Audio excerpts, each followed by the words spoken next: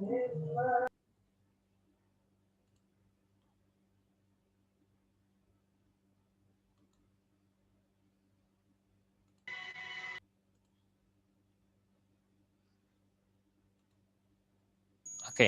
kita lanjutkan. Tadi sempat keputus. Oke.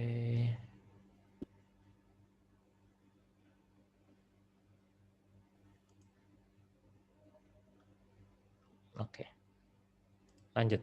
Nah, misalkan ini adalah perusahaan sepeda.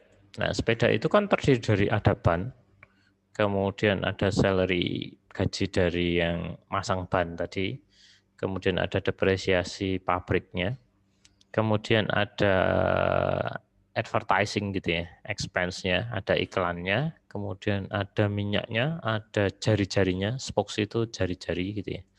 Karena sepeda sekarang ya rata-rata pakai jari-jari.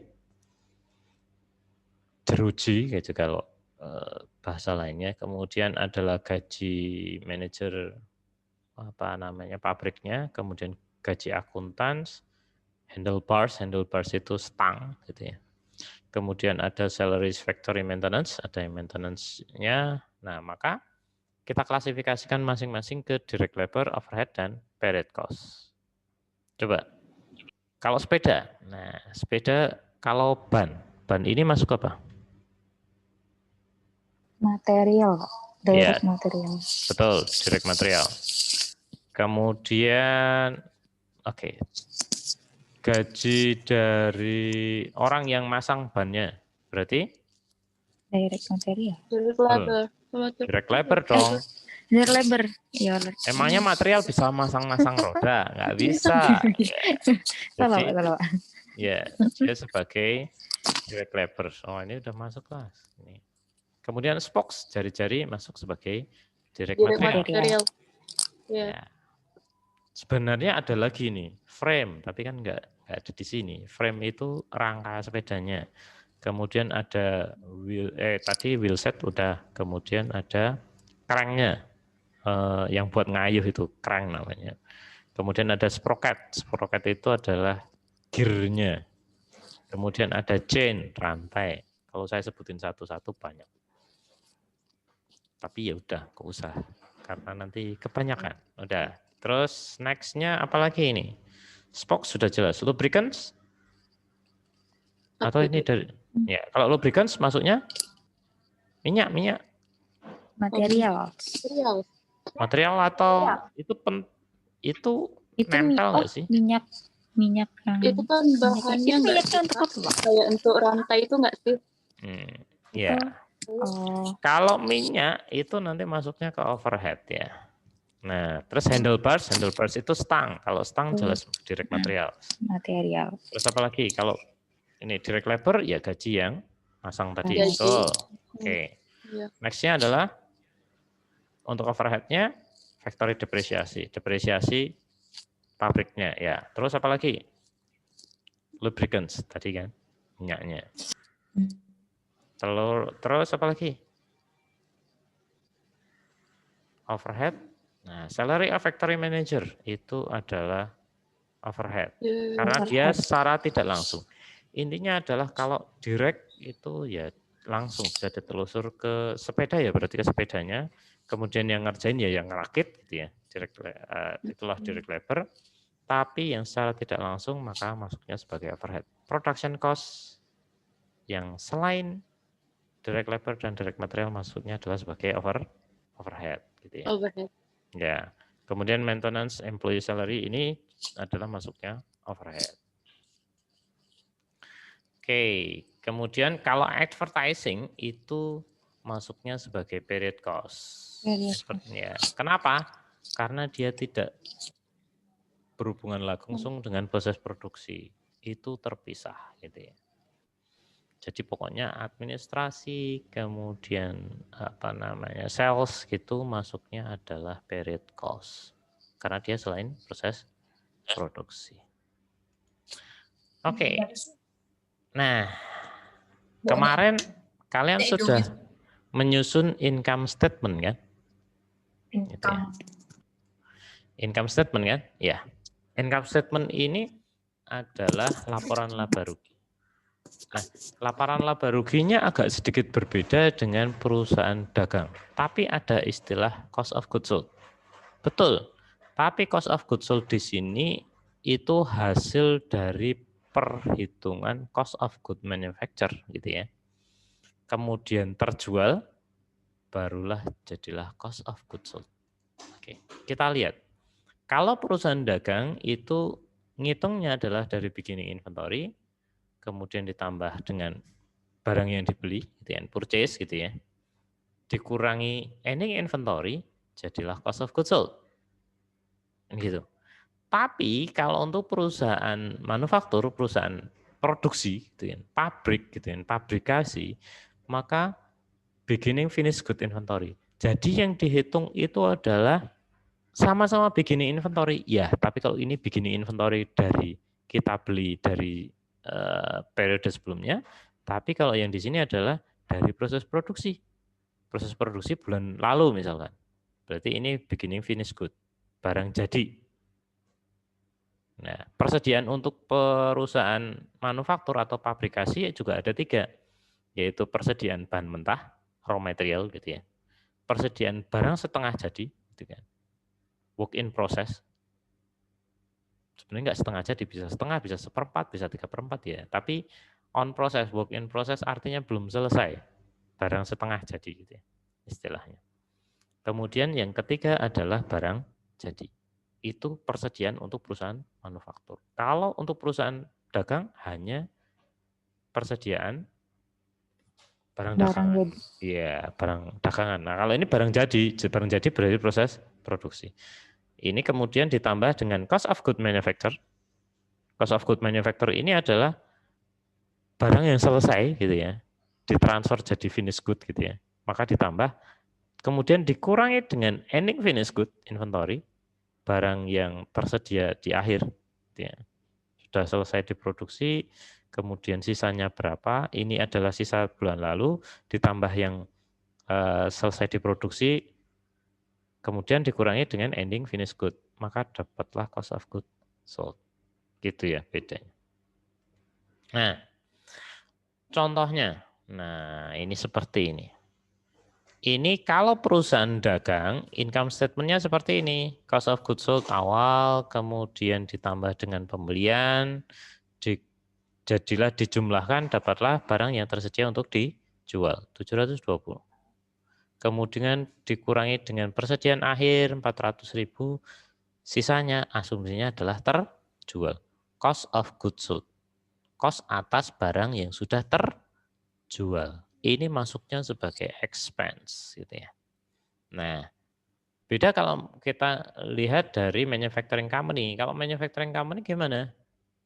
Manufacturing company di sini adalah COGS-nya ini finish good inventory barang yang selesai diproduksi bulan lalu tanggal 1 Januari ini per 31 Desember ya misalkan. Ini awal tahun 90.000. Kemudian barang yang sudah selesai diproduksi adalah 370, maka dapatlah dijumlahkan jadi 460 ini adalah sebagai cost of good available for sale, barang yang tersedia untuk dijual. Tujuan perusahaan itu memproduksi adalah untuk dijual. Kemudian di akhir pertanggal 31 Desember, sisanya yang ada di gudang, ini kan masuk gudang semua. Ini persediaan awal tanggal 1 Januari, kemudian proses produksi selama tahun 2017 dari Januari sampai dengan 31 Desember, 370 totalnya. Dijumlahkan, yang tersedia dijual adalah 460, kemudian akhir Desember kita cek lagi di gudang, ternyata sisanya tinggal 80.000. Maka asumsinya itulah yang sudah terjual, cost of goods sold.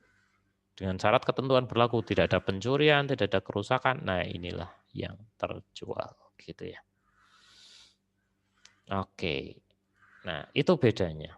Maka sebenarnya kalau kita lihat nanti kita akan menghitung bagaimana cost of good manufacture itu gitu ya. Gimana sih cara ngitungnya? Nah, cost of good manufacture itu ada apa namanya, merupakan cost gitu ya. Total manufacturing cost adalah jumlah dari direct material, direct labor tadi ya, tambah overhead.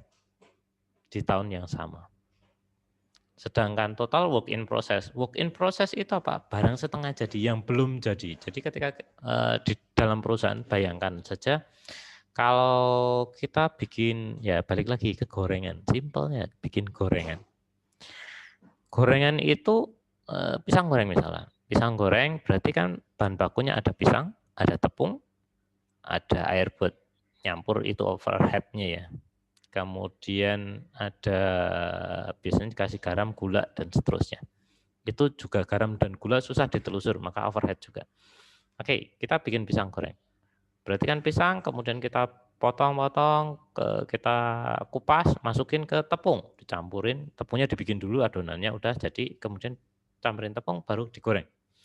Berarti dalam proses itu, kan kadang-kadang kita goreng, ada orang beli, goreng. Ya, biasanya orang cenderung lebih senang yang hangat, nungguin gitu kan, kalau habis ya nungguin. Kemudian ternyata kalau gorengan biasanya sore ya, jam 4 sampai dengan jam 10 malam. Ternyata ada yang prosesnya setengah. Maksudnya pisangnya sudah dikupas, terus tepungnya sudah diadon gitu ya. Tapi karena mulai malam mulai agak sepi, terus mau digoreng nanggung. Kalau digoreng siapa yang beli gitu ya. Maka disitulah yang, atau sudah terlanjur, sudah dicampur. Tinggal goreng, ini nungguin orang gitu ya. Maka itu yang namanya work in process, setengah jadi. Kenapa? Belum digoreng gitu ya. Belum jadi, belum bisa dimakan gitu ya. Maka itulah yang disebut sebagai work in process, setengah jadi. Bukan setengah matang, tapi ini setengah jadi, betul-betul nggak bisa dimakan kalau itu. Tapi proses sudah jalan, ya. Ibaratnya kalau ada yang kerja di pabrik gitu ya. Kalau kerja di pabrik sudah bisa membayangin. Jadi dalam proses perakitan itu kadang-kadang kan ada jeda. Jam gitu, jam sekian break. Kalau di perusahaan manufaktur itu sangat-sangat disiplin. Kenapa? Karena kalau lewat waktunya maka proses produksi bisa ketunda dan seterusnya. Enggak boleh. Operator itu harus on time. Begitu jamnya break, ya udah break. Meskipun ngerakit tinggal satu nanggung, enggak bisa, stop. Tetap stop gitu ya. Maka disitulah terjadi yang namanya work in process. Setengah jadi, belum betul-betul selesai.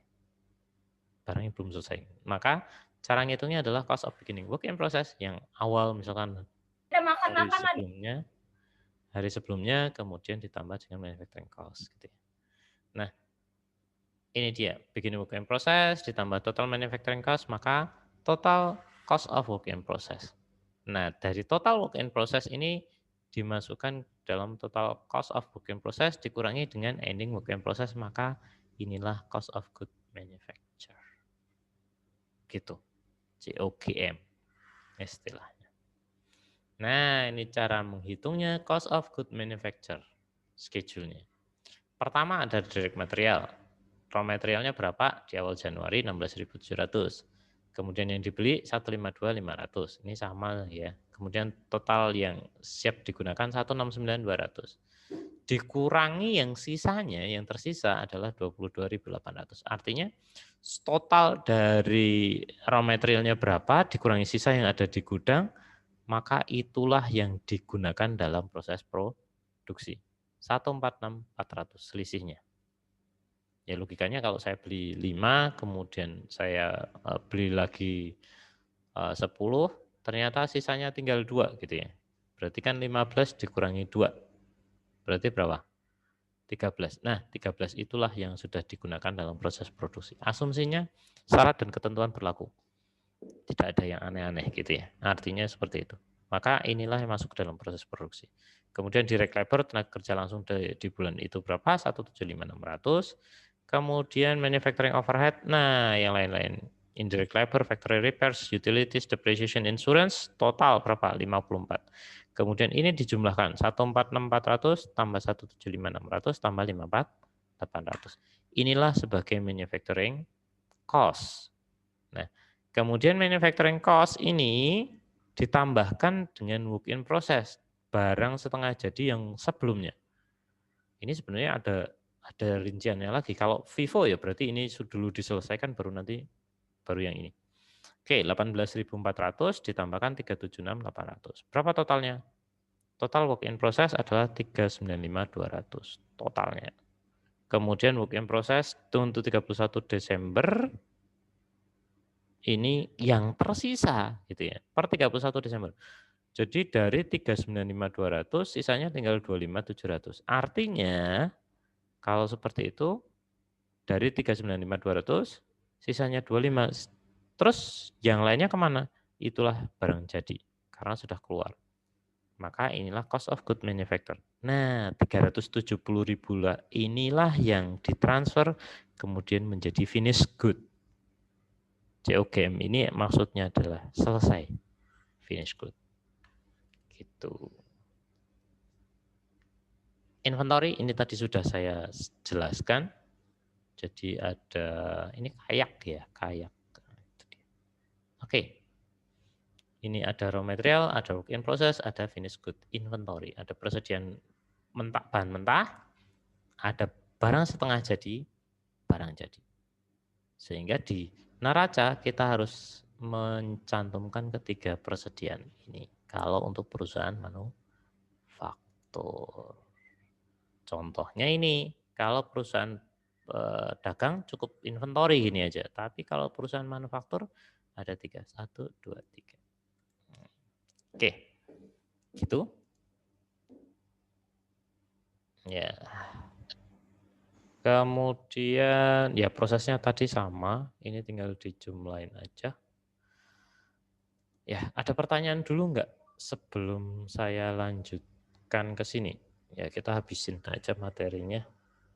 Nanti ketika ada pertanyaan, kemudian ada yang mau nonton lagi, ya nanti saya upload ke YouTube aja deh. Nanti saya kasih linknya. Nah, kemudian informasi untuk keystone, ini COGM ya.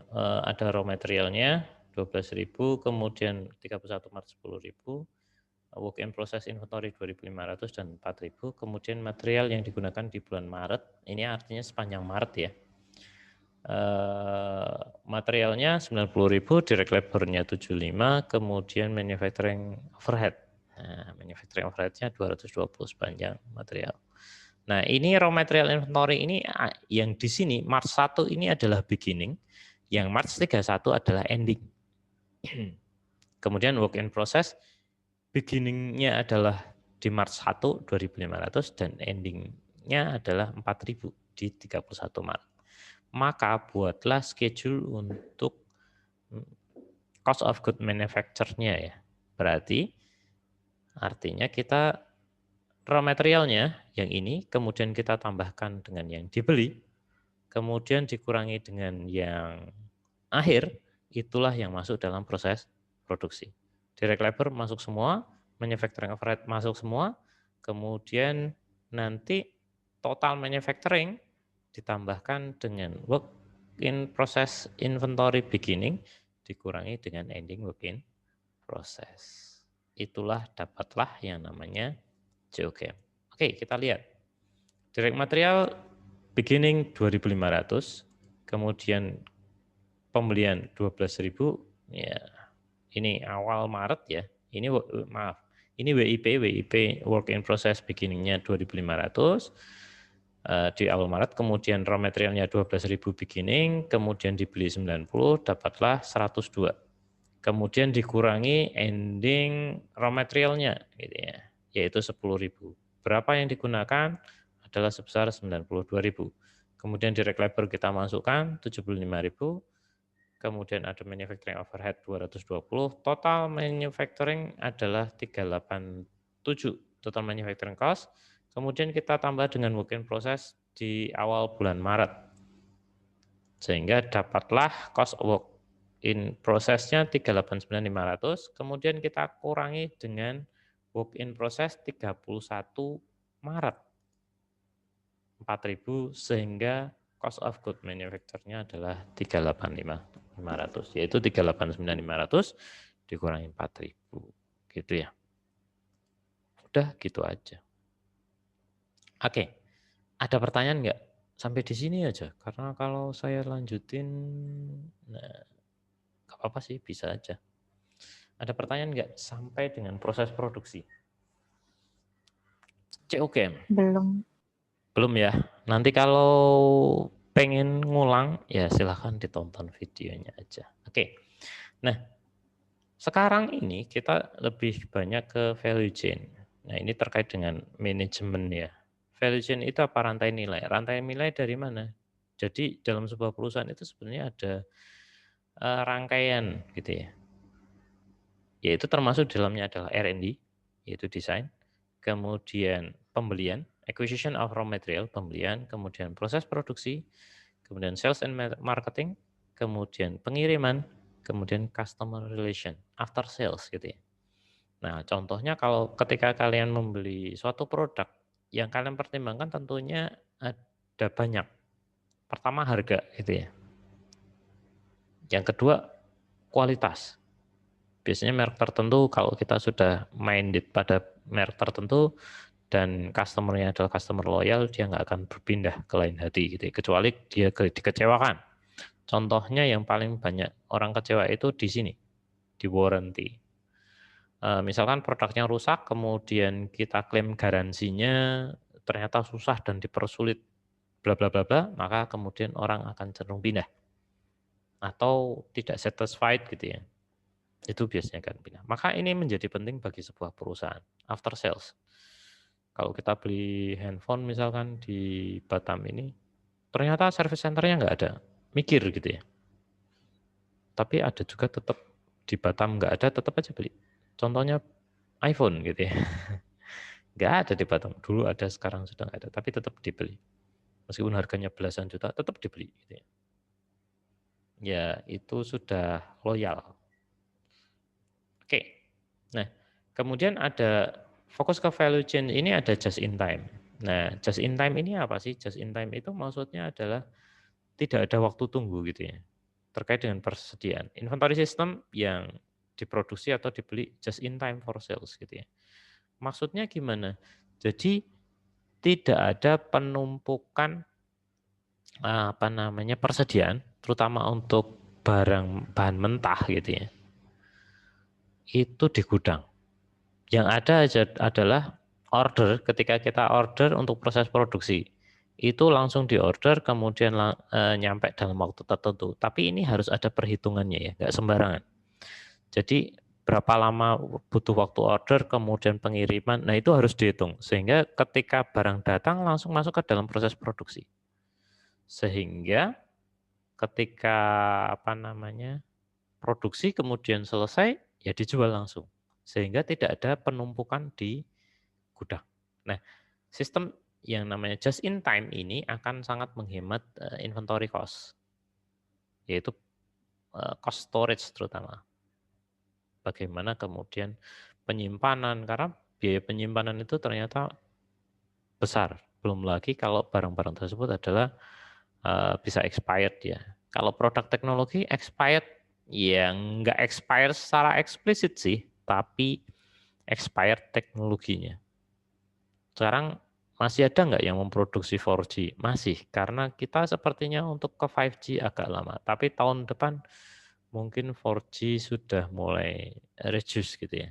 Dengan MediaTek meluncurkan yang namanya Dimensity itu ya. Chipset Dimensity itu yang lebih murah gitu ya dibandingkan Qualcomm Snapdragon. Kemudian total quality management. Nah, total quality management ini adalah mengurangi defect. Defect itu apa sih? Rusak gitu ya. Kerusakan yang terjadi pada finish produk yang jadi. Tujuannya adalah zero defect.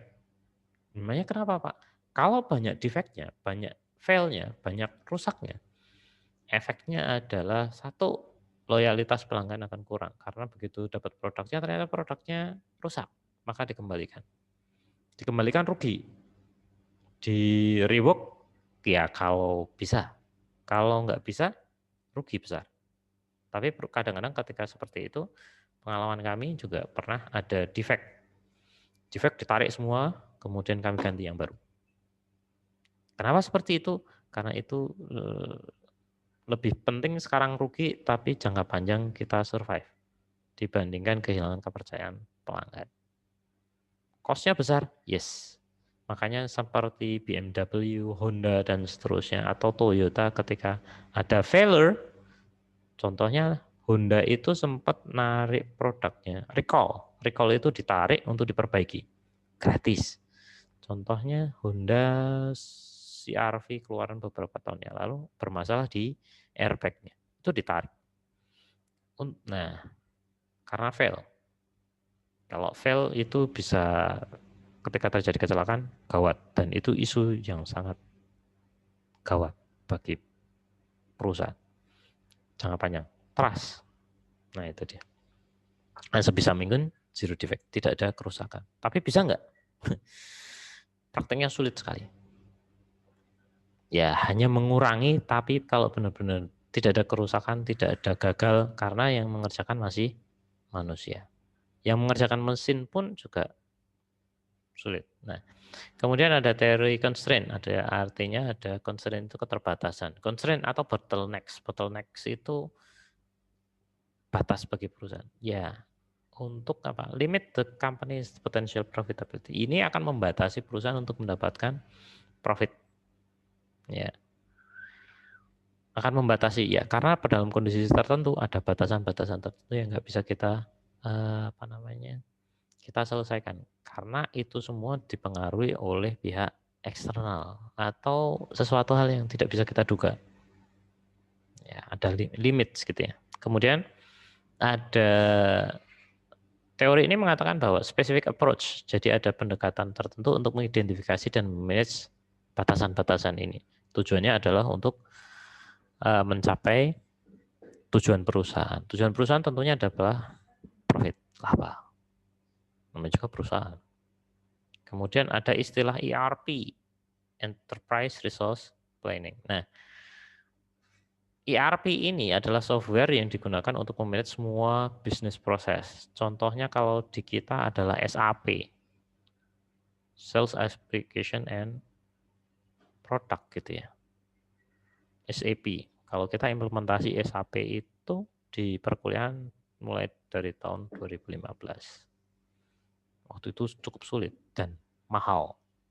Ya, hampir tiap tahun ini perpanjangan kita tuh mahal. Jadi kalian nanti ada ketika belajar itu tolong dimanfaatkan betul. Mehong. Kampus kita membayar cukup mahal untuk SAP ini karena ada hubungan. Dan sekarang itu laku. Kalau kalian punya certified, laku. Gitu ya. Kemudian ada yang disebut activity based costing. Nah, ini apa sih? Yaitu mengalokasikan overhead berdasarkan aktivitas. Kenapa hanya overhead? Karena kalau yang secara direct, yang tadi direct material, direct labor itu bisa ditelusur secara langsung. Masalahnya adalah ya manufacturing overhead ini. Bagaimana kemudian mengalokasikannya menjadi lebih tepat. Maka activity based costing itu mendasarkan adalah pada aktivitas.